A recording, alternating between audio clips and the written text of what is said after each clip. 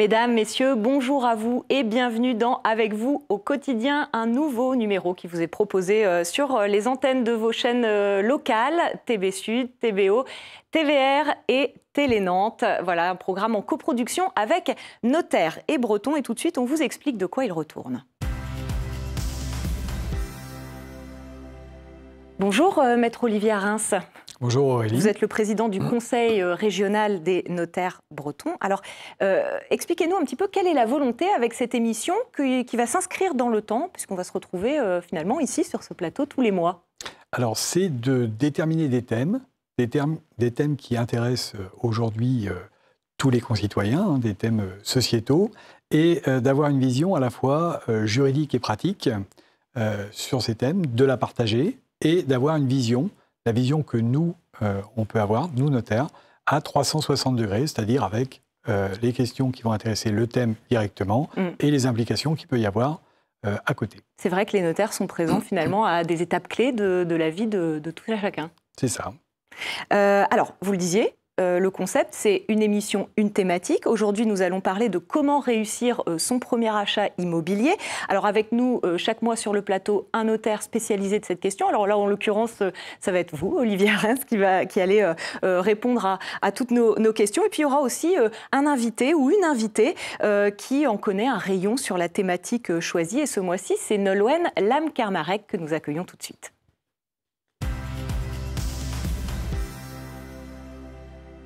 Bonjour Nolwenn. Bonjour Aurélie. Merci d'avoir accepté notre invitation. Alors vous êtes présidente de Kermarek Promotion et puis présidente de L'Oréal. Alors rien à voir avec les cosmétiques, hein. On est bien sur l'Observatoire du logement neuf en Bretagne. Vous allez nous apporter votre vision, votre éclairage sur ce fameux marché de l'immobilier qui fait souvent couler beaucoup d'encre.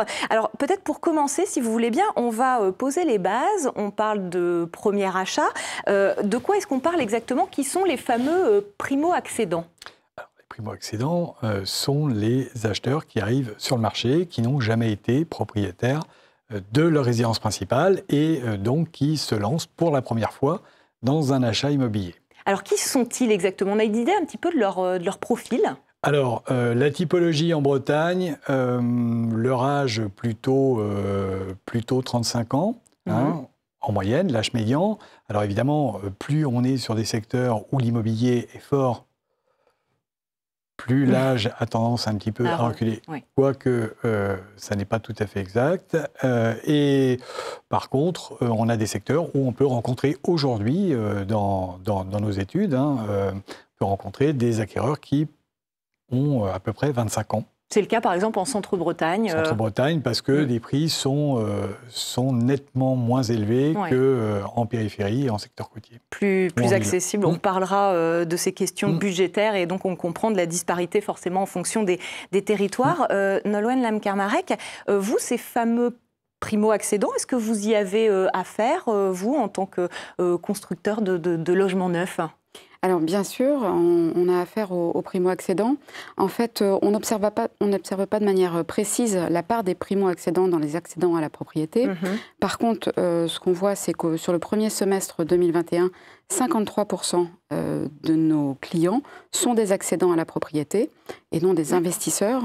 Dans cette part-là, la part des primo-accédants, si on se réfère donc aux chiffres de l'INSEE, 2/3 des accédants sont des primo-accédants et 32% investissent dans le neuf, puisque effectivement le neuf présente des avantages significatifs pour un premier achat. Ouais, des logements neufs, logements anciens, on a une idée de la part un petit peu de cette répartition au niveau du marché, Olivier Arins? On est à peu près à 80% pour les logements anciens, on va dire 44% pour les maisons à peu près et 36% pour les appartements dans l'ancien.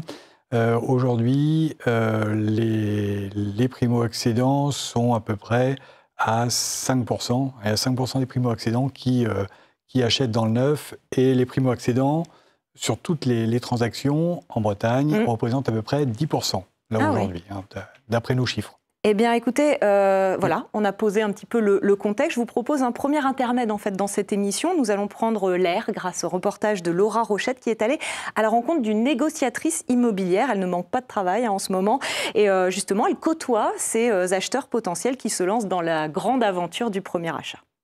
Faustine et Ludovic, respectivement 22 et 24 ans, ont aujourd'hui rendez-vous avec Myriam, négociatrice immobilière sur Montauban de Bretagne. Bonjour. Bonjour. On regarde déjà l'extérieur un petit peu? Ouais. À la recherche d'une maison, le jeune couple s'est décidé à sauter le pas après les confinements. Regardez, la pièce à vivre. Ah ouais. C'est super lumineux. Ouais. Déjà, c'est un projet à deux qu'on fait, c'est un projet commun et enfin, c'était important pour nous d'avoir quelque chose à tous les deux et puis, qui nous plaît aussi et d'être chez nous. Oui. Les critères de sélection de ces tout jeunes acquéreurs, une maison spacieuse, lumineuse, un jardin et globalement de l'espace. Des prérequis très demandés aujourd'hui par une grande majorité des primo-accédants. À défaut de perdre leur argent dans des loyers, ils préfèrent investir directement. Ils sont beaucoup moins frileux que la génération précédente, on le sent.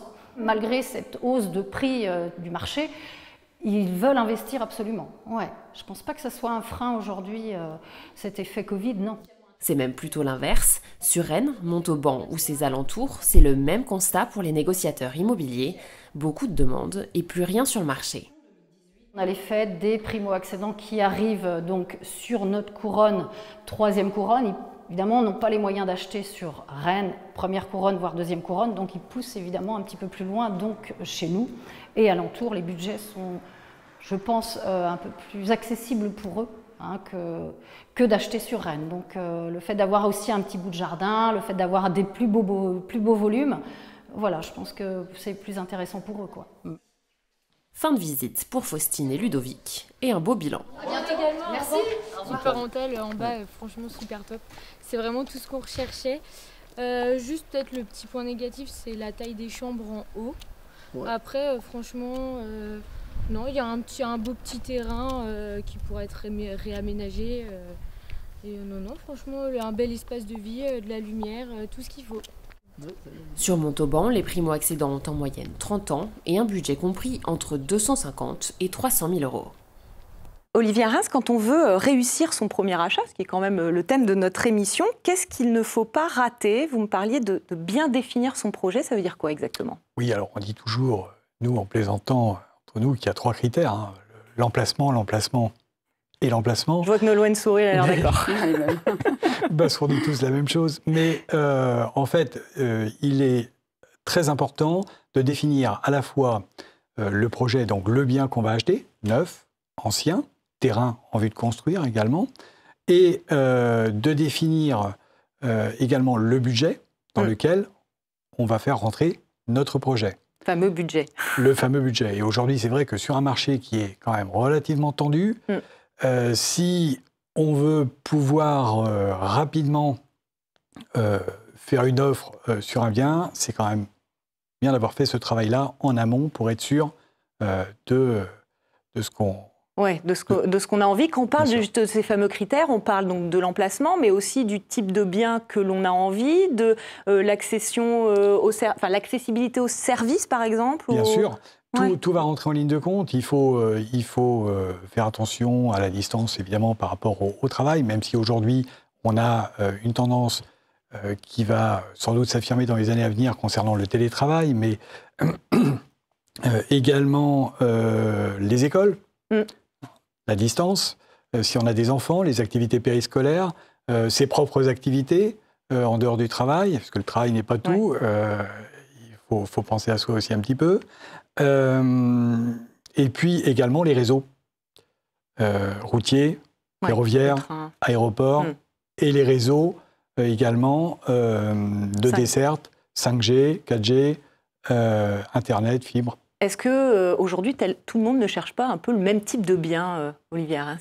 C'est un peu le problème. Si, c'est normal, on a tous y a une tendance, c'est la tendance de la société, on recherche tous un petit peu la même chose, mais je dirais que les primo-accédants auraient tendance à rechercher des biens plutôt des biens sans contrainte. C'est-à-dire que s'ils achètent une maison, ils n'ont pas envie de passer le samedi, leur samedi à tondre la pelouse ou à tailler la haie. Donc un jardin, mais pas trop grand. Pas trop grand, surtout pas trop grand. Pas trop de travaux à faire dedans. Pas trop de travaux non plus.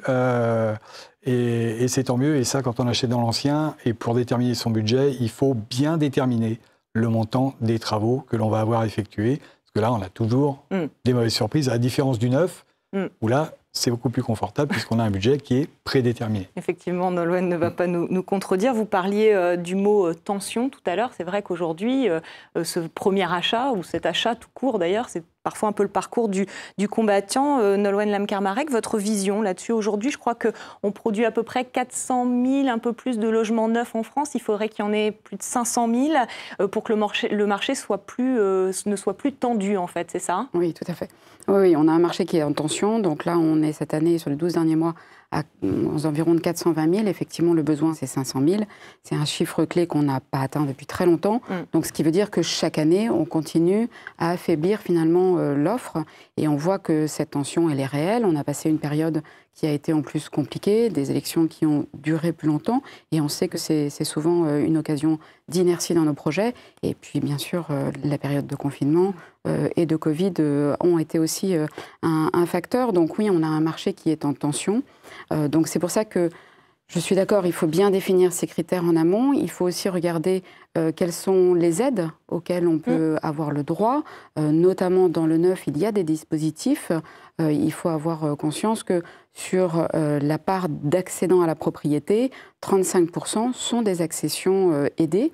Donc il existe effectivement des dispositifs et qui sont notamment intéressants pour les primo-accédants. Donc voilà, prendre ces renseignements en amont pour aider cette première appréhension. C'est difficile aujourd'hui de définir son budget entre peut-être les accords des banques qui sont... Alors c'est vrai que les taux d'intérêt sont bas, c'est sans doute un moment clé pour acheter, mais en même temps les banques sont peut-être plus regardantes. C'est compliqué cette question du budget?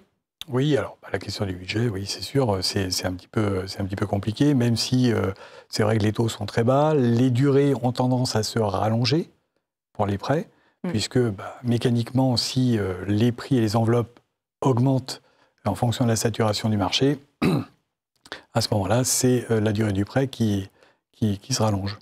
Ces fameuses aides dont vous parliez, Nolwenn, elles sont aujourd'hui effectivement indispensables pour permettre cette accession à la propriété. Oui, c'est un levier parce qu'effectivement, on sait qu'il y a un apport aussi qu'il faut constituer, qu'il faut rentrer dans des critères. Donc voilà, les aides permettent d'amoindrir aussi l'effort à réaliser. Donc il est important vraiment de se renseigner en amont sur ce à quoi on a le droit en tant que primo-accédant. Est-ce qu'aujourd'hui, tout le monde peut accéder à la propriété? Oui. En Bretagne, je pense. Oui, Nolwenn, alors après, pas partout. Pas partout, parce qu'il faut reculer sur des cœurs de ville où on va être sur des prix qui vont être assez hauts. Tout le monde ne pourra pas accéder à la au même propriété type de bien. En premier achat. C'est-à-dire qu'il faut se préconstituer déjà une enveloppe avec un premier achat en deuxième ou en troisième couronne. À l'extérieur de... Après, peut-être se rapprocher du cœur de ville si c'est souhaitable, Nolwenn. Oui, c'est ça. C'est-à-dire qu'en fait, c'est un chemin de vie. C'est vrai que ça reste le rêve ultime. Maintenant, un parcours de vie, il est fait de moments clés. Cette première acquisition, bien sûr que c'est une belle concrétisation. Maintenant, il n'y a pas un âge déterminé, un âge clé pour y arriver. L'important, c'est que ça se fasse dans de bonnes conditions et à un moment donné où c'est opportun pour la personne, le couple ou la famille ou la personne monoparentale de le faire. On parlait de bonnes conditions. Vous, en tant que notaire, vous êtes là aussi pour vérifier que lors d'un achat, lors d'un acte de vente, tout soit fait dans les règles et voilà, juridiquement carré. Tout à fait. On vérifie que toutes les obligations du vendeur et de l'acquéreur sont remplies. On veille à l'équilibre du contrat et on vérifie donc que toutes les données qui nous sont transmises sont juridiquement correctes. Je vous propose un deuxième reportage dans cette émission. Peut-être vous avez déjà entendu parler de l'habitat partagé. Alors bien sûr, il existe des nuances dans cette notion. En tout cas, ce qui est sûr, c'est qu'il y a de plus en plus de programmes immobiliers qui proposent des espaces donc, mis en commun entre les habitants d'une même copropriété. Exemple à Bru, au sud de Rennes.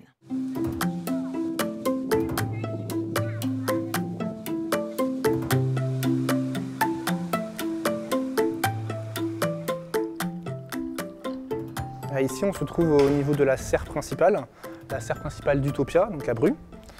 C'est un espace central autour duquel on va avoir les 87 logements que compte ce bâtiment. Livré en juin dernier, le programme Utopia a de quoi surprendre. déjà par son architecture, un patio végétalisé, des coursives en étoiles et des passerelles pour favoriser la communication. Mais l'originalité de la résidence se trouve sans doute ailleurs. La philosophie principale, c'est de proposer donc un espace individuel, mais avec également des espaces partagés, où les habitants pourraient se rencontrer s'ils le souhaitent. Sur des espaces comme ici, donc ici on est vraiment sur un patio où on se croise entre voisins, où on ne va pas stationner, mais on a également des espaces plus spécifiques, comme une salle commune à usage à définir aujourd'hui. Ça peut être une salle de sport, une salle pour des associations. On a aménagé également une grande terrasse avec des bacs potagers. Encore rares, ces espaces, qui peuvent aussi être des salles de travail ou même des studios pour recevoir la famille et les amis, sont de plus en plus pensés par les promoteurs. Les jeunes familles, ceux de 25 à 35 ans, on va dire, en accession à la propriété, ils militent pour acheter la maison individuelle. Donc comment l'habitat collectif, on le rend désirable? Comment on fait en sorte qu'il concurrence la maison individuelle?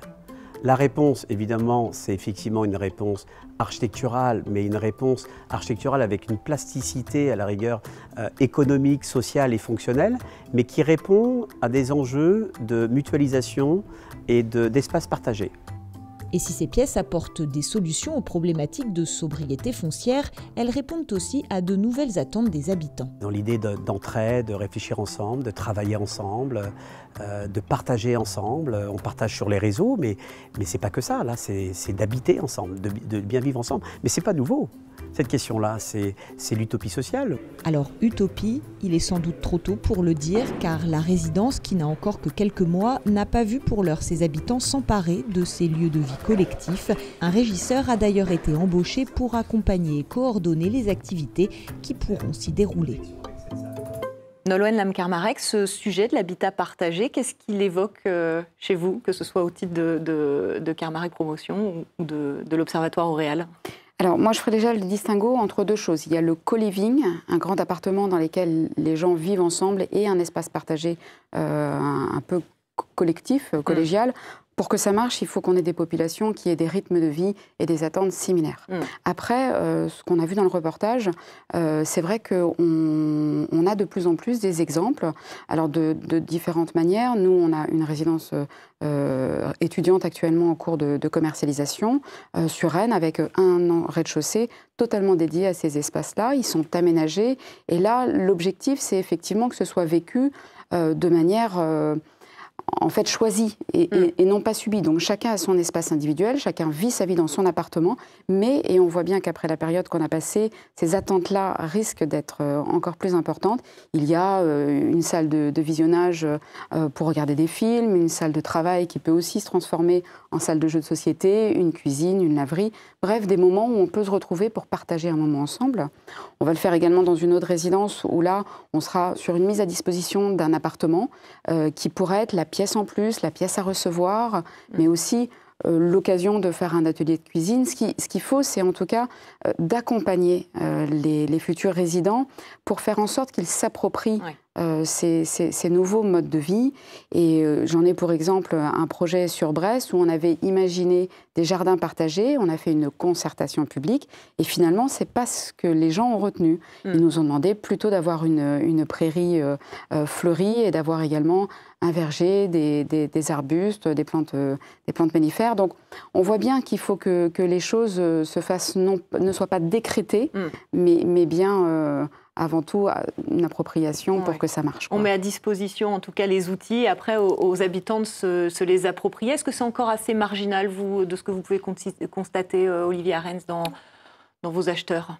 Oui, alors évidemment, moi j'exerce en Centre-Bretagne, donc c'est pas quelque chose. C'est pas quelque chose, c'est pas une demande. Mais en tout cas, c'est vrai qu'il y a quand même une attente aussi, même des collectivités, des pouvoirs publics, de créer ce type d'espace pour recréer du vivre ensemble, vous le disiez, Nolwenn. Je vous propose maintenant de découvrir une rubrique dans cette émission, c'est la rubrique Actu avec Vincent Lemay.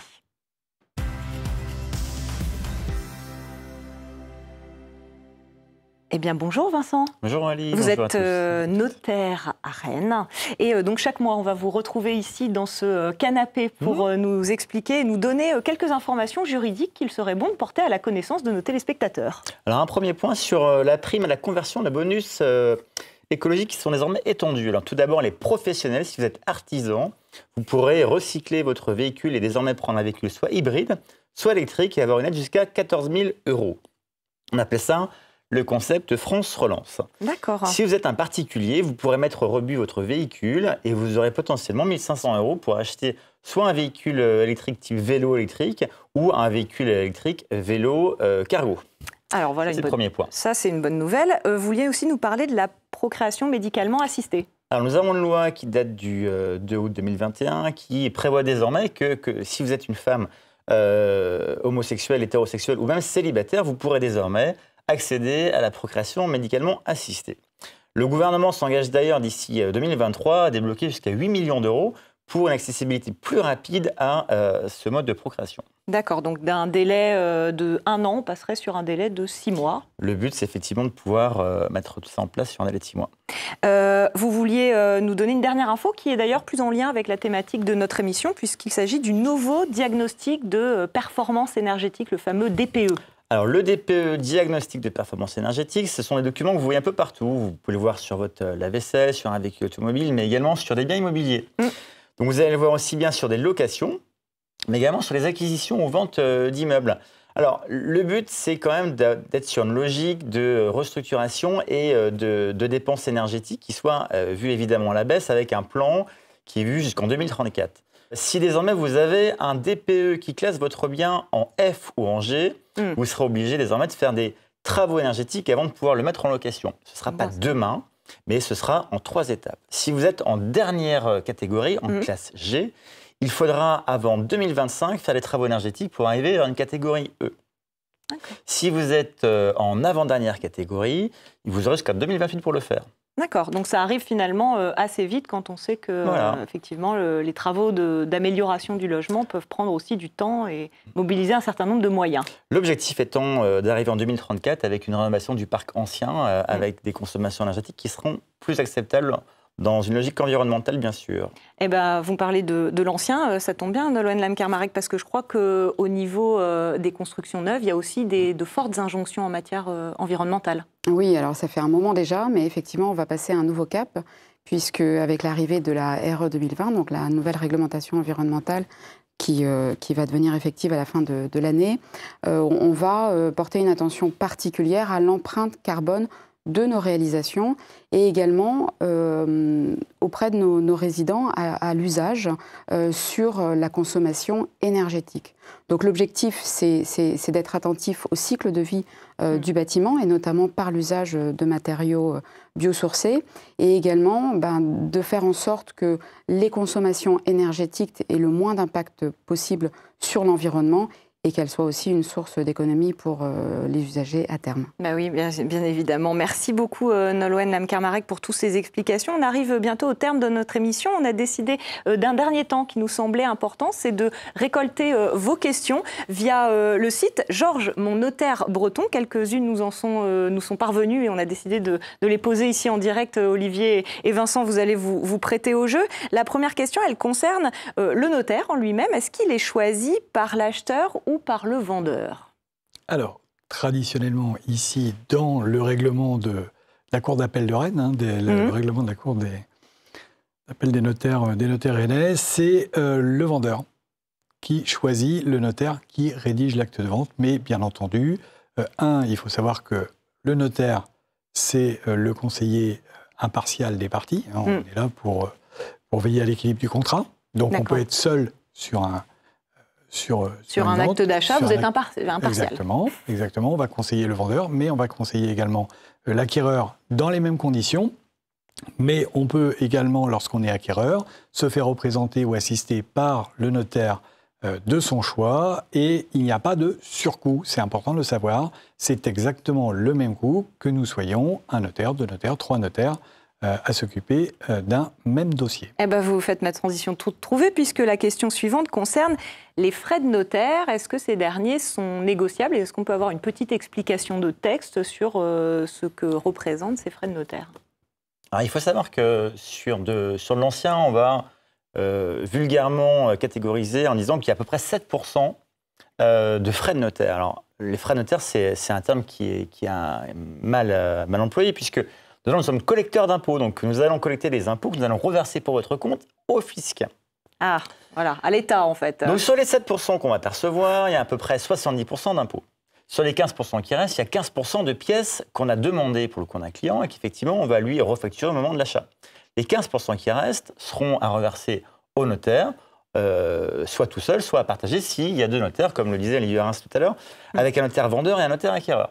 Très bien. Donc là, on y voit déjà plus clair. Quand on parle de négociation, du coup, la marge est assez faible finalement, puisque grande partie est reversée à l'État et c'est contractuellement inscrit comme ça. C'est ça. C'est nos règles déontologiques. Eh bien, écoutez, merci beaucoup, messieurs, pour ces éclairages. Cette rubrique de questions des téléspectateurs, on la retrouvera chaque mois. Merci à vous, une nouvelle fois, Nolwenn Lam-Karmarek. Merci à vous d'avoir suivi ce premier numéro de Avec vous au quotidien. Et puis, comme vous l'avez compris, on se retrouve le mois prochain autour d'une nouvelle thématique. On compte sur vous.